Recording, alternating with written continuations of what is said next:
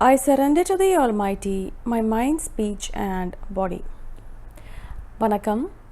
A few thousand years ago, with the sole purpose of showing a way for humans to live a happy life, Thiruvalluvar wrote a book called Thirukkural, in the language Tamil. This book gives a plan or a roadmap for the journey of the Uyir or the intelligence inside us towards our destination called Veedu. Veedu is a space of unlimited and indestructible happiness. A scholar called Parimel Alagar wrote the commentaries for this book, and that is what we are currently reading. Thirukkural is a book on Aram. Aram is a term used to denote the order in nature. So what is the book all about? Thiruvalluvar and Parimel Alagar show us that getting married and giving birth to children, which most of the times seems like unnecessary and pointless activities to us, is actually one of the many ways to grow our intelligence in the path of love. They show us that a human being who is born as a self-centered being who loves only himself or herself the most, when he or she enters the life of a householder, he gets an opportunity to turn his self-love outwards towards another life form, that is, towards his or her life partner. And this book shows a way to extend that love to the children and to the society and eventually to the whole of creation. And this path for a grihasthan or a married man or a woman is called as the Illaram.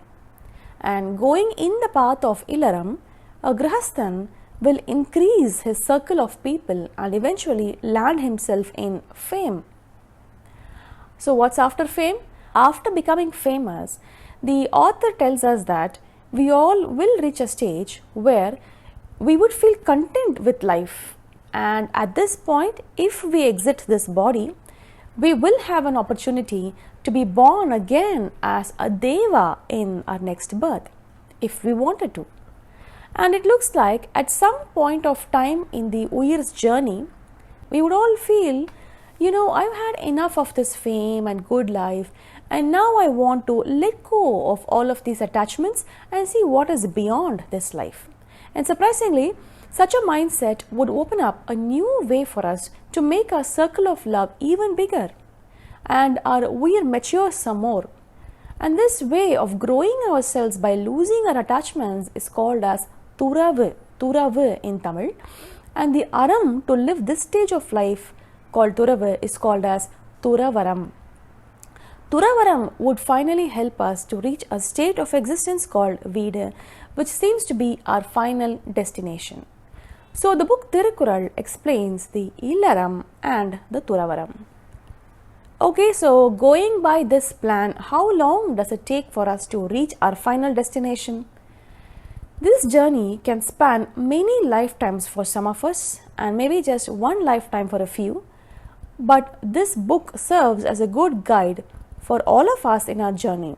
If we are fortunate to understand this book in this birth, then that knowledge would stay with us and we would be better prepared for the journey ahead. So the next question is, how is it possible to cover all the aspects of our life in one book? Well, in order to show us the Aram for a householder or a married life, our elders tell us that all the activities in the human life can be classified under just 4 headings. And collectively, these 4 categories are called as a Purartham, and they are Aram, Porul or wealth, Inbam or pleasure, and Veedu or Mukti. And when we align our understandings of Aram, Porul and Inbam in the right way, we will be shown the path to the 4th aspect of our life, which is called as Veedu. The book Thirukkural covers Aram, Porul and Inbam directly and thereby shows the path to Veedu indirectly. The next question we may have is, how is the book structured? As Thirukkural addresses Aram, Porul and Inbam, the book has 3 big sections called Arathupal, Porutpal and Inbathupal. And Parimel Alagar writes a preface to the Arathupal. It is called as the Urai Payiram. Here he gave us many new information. He told us that Aram has 3 parts and why we read the Arathapal first. And we finished reading the Uraipayiram and we entered the Arathapal.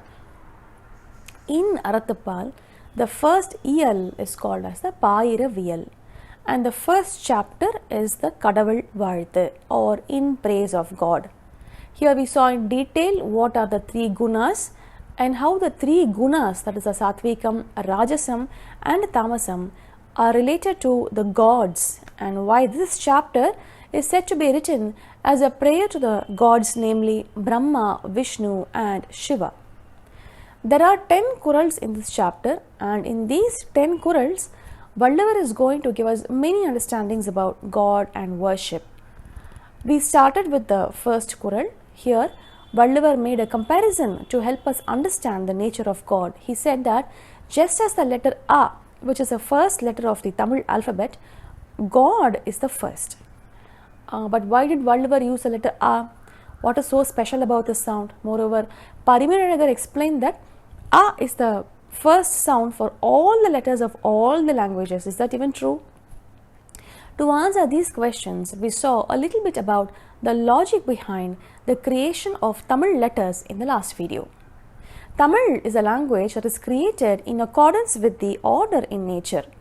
The Tamil letters are broadly classified into two types, Uyir Ezhuthukal or the life letters and Mei Ezhuthukal or the body letters. And just as how in nature the life enters a body and creation comes alive, in Tamil language too, these two types of letters come together to make the language come alive. And I had explained earlier how this happened in the last video. Now, the language researchers say that no matter how hard you try, only 40% of the message is communicated using any language. Is it possible to increase the effectiveness of our communication? The ancient Tamils are telling us that there is a way to achieve 100% effectiveness in communication. How? We will explore that today. Now, before that, let us see where the language fails in communication. You see, sometimes when two people are in different emotional states of mind, the same words can mean different things for both of them. I am sure we have all faced this situation in our lives where we are trying to say something and the listener is understanding the exact opposite of what we are saying. So, when two people are not connected emotionally, when the emotional state of the minds are exact opposite, the words will convey the exact opposite meaning. Unarvu is a Tamil word. We have come across this word earlier in a video on the teacher qualities.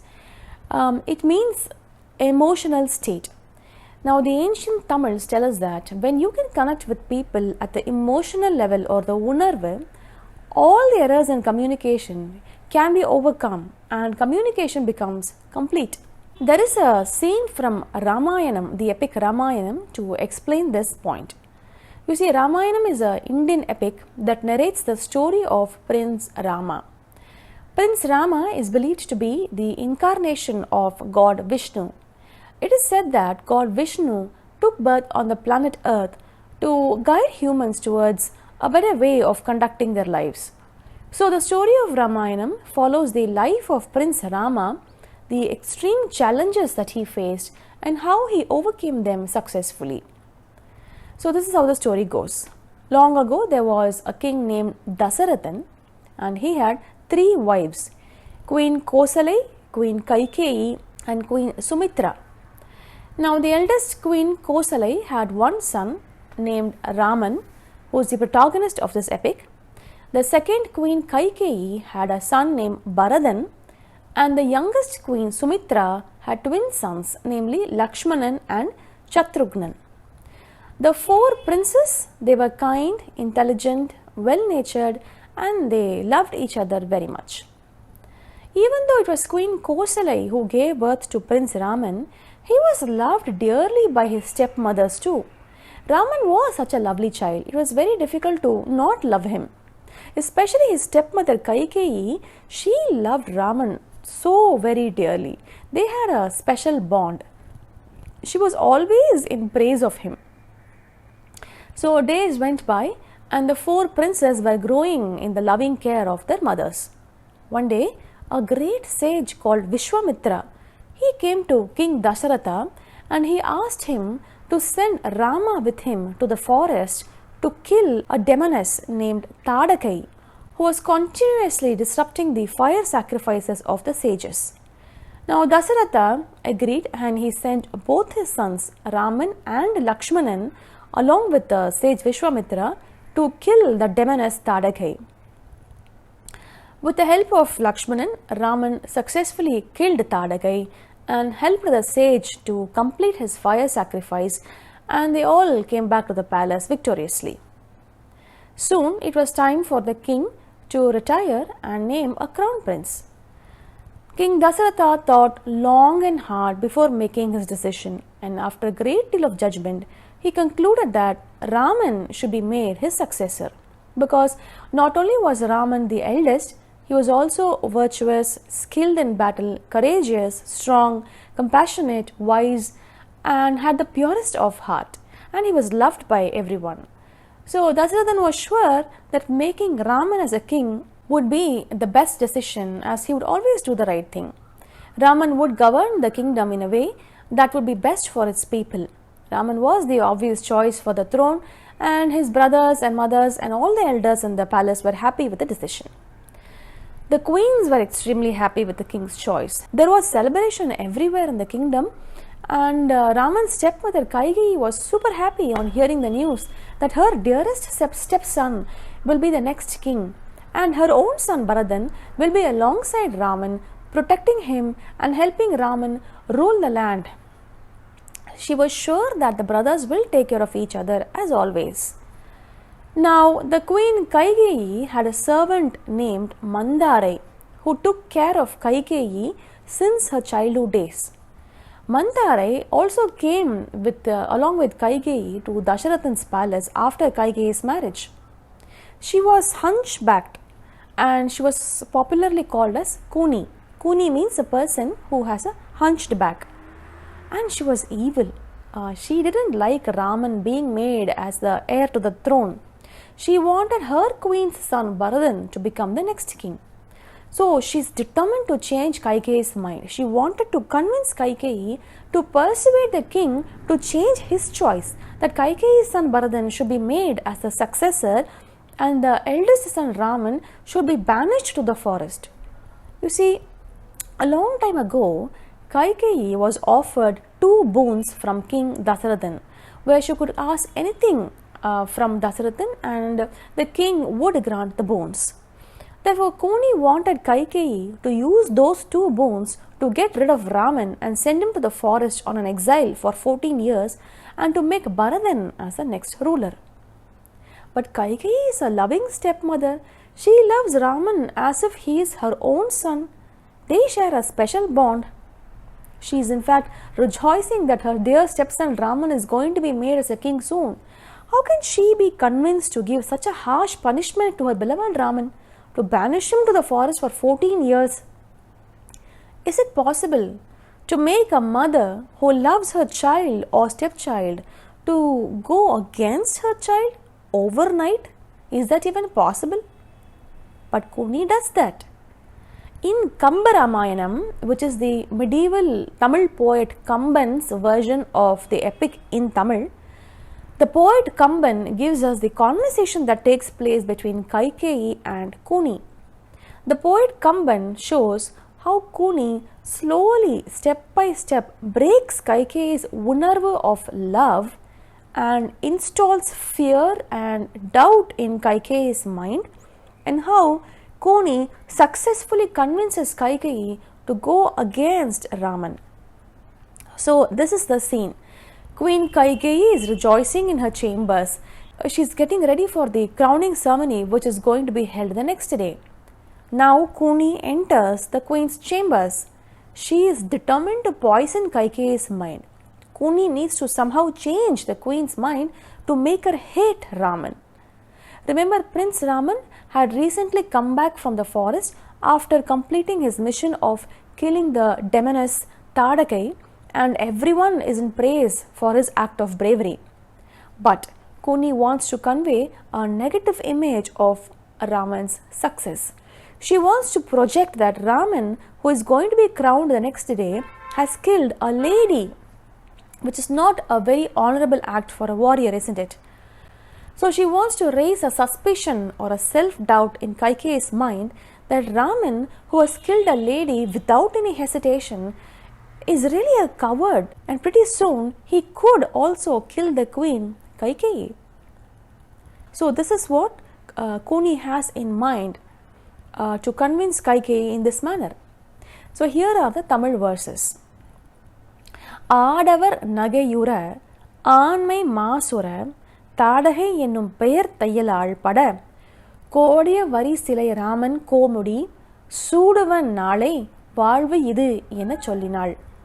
What this means in English is, Kooni is saying, being ridiculed by men and as a disgrace to the entire manhood, a lady in the name of Thadagai died. The man who bent the bow is Raman, and he is going to be crowned tomorrow.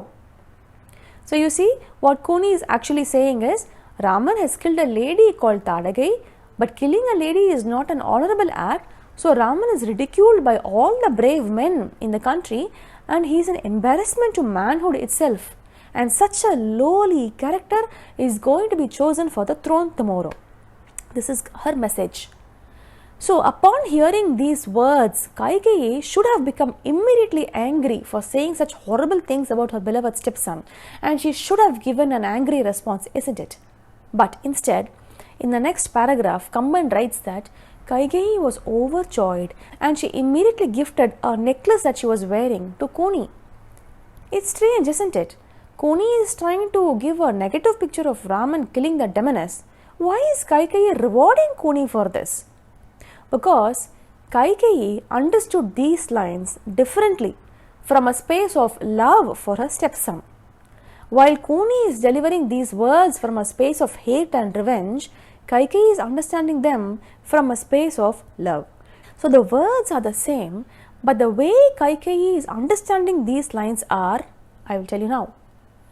Being ridiculed by men and as a disgrace on the manhood, a lady in the name, Thadagai, died. The man who bent the bow is Raman, and he is going to be crowned tomorrow. I want to draw your attention to the placement of comma in the second version. It's as if Thadagai was a lady only in the name, not in the spirit. So in spirit she was an actual demoness, but only in the name she is a lady. She was in reality a monster. And she was such a violent lady that she was ridiculed by all the men, and she was an embarrassment to the manhood itself. And Raman, who was a hero, killed such a monstrous woman. So the story then goes on, where Kooni slowly inserts the self-doubt in the mind of Kaikeyi, and she breaks her, and she succeeds in poisoning her mind. But here, in these 4 lines, why did Kaikeyi and Kooni understand these lines differently? The words are the same, but both are taking the complete opposite meanings. Did you see that? Kooni is saying this as an insult, whereas Kaikeyi is hearing them as a praise. It is because Kaikeyi loves her stepson and Kooni hates him. They are both in the different emotional states. And because these two people are in the different states of emotion, the message that is being conveyed seems to have opposite meanings to them.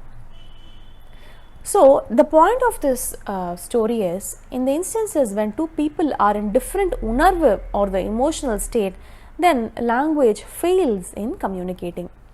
You see, the words that we use, they carry the meaning from the sender to the receiver, but only when the two people are united at the emotional level or the Unarvu, the intended message can be communicated as intended. The Tamils understood this important aspect of communication, and they observed that in order to communicate better, we should learn to connect with people at the emotional level, and that would eliminate the need for words, they say. See, they say that a lot of words are actually not needed to communicate effectively.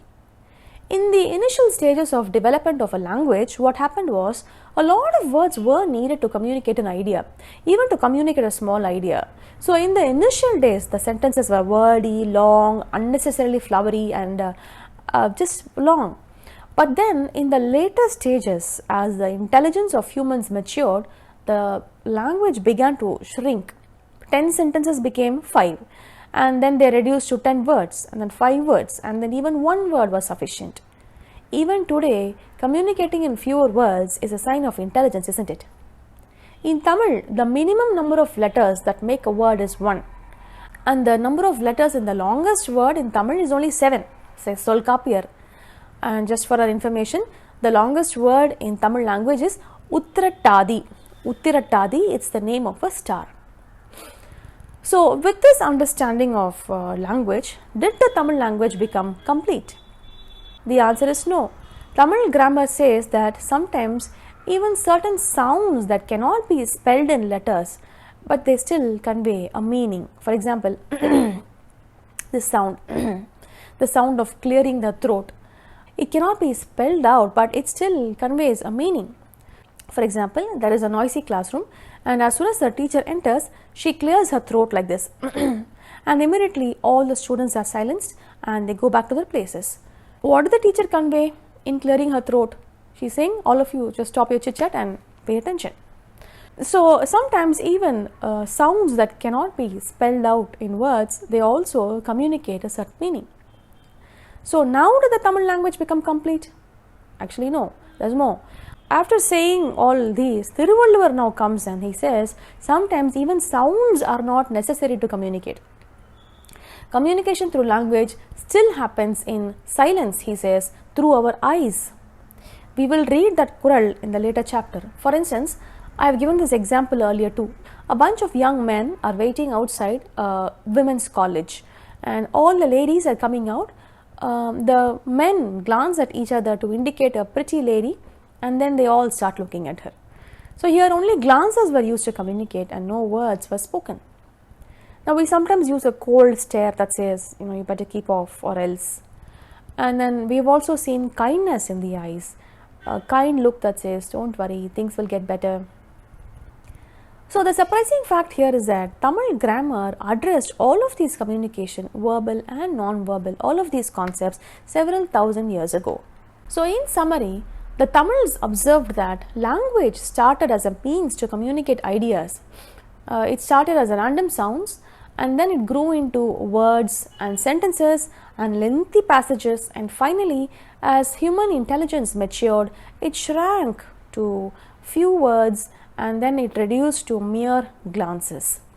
And when people learn to connect with each other at the emotional level or the Unarvu, even silence can communicate many things. Using fewer words to communicate our ideas is a sign of intelligence, but sadly these days, even in schools, we train children to use more words to communicate an idea, isn't it? That's just something to think about. So anyway, how is all of this related to the first Kural, the sound A and God and all that? That is where we started, isn't it? So we'll get to that shortly. For now, I will end here with the idea that Tamils had about communication. So thank you all for listening, and Nandri Vanakkam.